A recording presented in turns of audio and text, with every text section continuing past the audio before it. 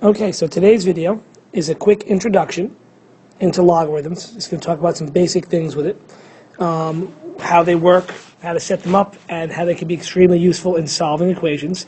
The first question Julia has is, why is there this little rat right here on the beginning of the page? Yes, it is a rat, and he's trying to get to the green cheese, which is right there. And the reason he's there is this helps me spell the word logarithm, because I use that to spell a rat in the house might, sit. A rat in the house might sit down. So your first question to answer on Monday is, what might a rat in the house do? We'll see why I asked that one too. So we're going to talk about logarithms. I'm going to try to keep it to about 6 minutes. First of all, what are logs? Logarithms are just another way to write exponential equations. That's what they are. 2 to the x equals 7, 4 squared equals 16. Anything with exponents is just another way to write that equation down. And so the question is, well, why do we need it? Why do we have to write it in a different way? Let me just show you a couple of pieces of information. Here is why. I've written down 4 equations off to the side, and I'd like to write down their inverse. And their inverse is just found by, remember, we switch x and y. We invert x and y. So the inverse of this function is x equals 2y. And the inverse of this quadratic function is x equals y squared.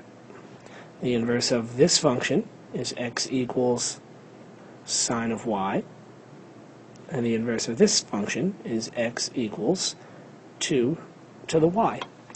And although we inverted it, we would have to simplify these to get y by itself. So the first one I just divide by 2, and I'll get y equals 1/2 x, or x over 2. No problem. On the next one, I'm doing the inverse of the thing that's there. I want to get rid of the squared, so I'll square root both sides. Y equals the square root of x. If I want to get y by itself, the inverse of sine is the inverse sine. So I'll inverse sine both sides. They cancel. I get y equals the inverse sine of x. But I come down to this problem here. I don't have a way to get the y out of the exponent. I don't have a tool that allows me to do that. So we need another method to be able to get that y out of the exponent. And what we do is we'll use logs. Logs make exponents go away. And they have 2 ways they do that. I'm going to show you both ways here. And that's the whole goal of the reason you need to use logs is if you have exponents you don't want there. And that's the only time you really need to use them. I'm going to flip over to an example of a problem right here. And we're going to talk really quickly about how we convert an equation into log form. That's an exponential equation. And it's always the same thing. Mitchell's in the tree.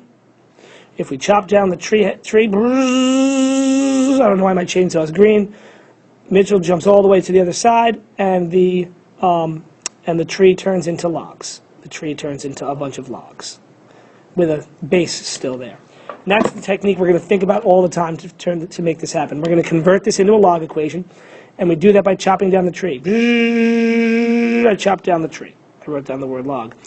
Mitchell is the exponent. He's going all the way to the other side of the equation. So he's going all the way out over here. The exponent goes by itself. Exponent by itself.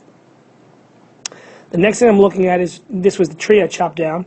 The base. The base is the number that made up the tree. It goes down here. It's still a base. It's still on the bottom. And what I do is the number I have left is the number I write down that missing spot. Don't focus in when it's by itself to begin with. If you have an exponential equation, just write that number in right there. And you can kind of see what's going on here. Here's my 2 to the y. I kind of think of it this way. They form the outside parts of this graph right here. So the base is 2. And the exponent is y. Base goes down here. Exponent by itself in the log equation. Always look at those functions, not the other one.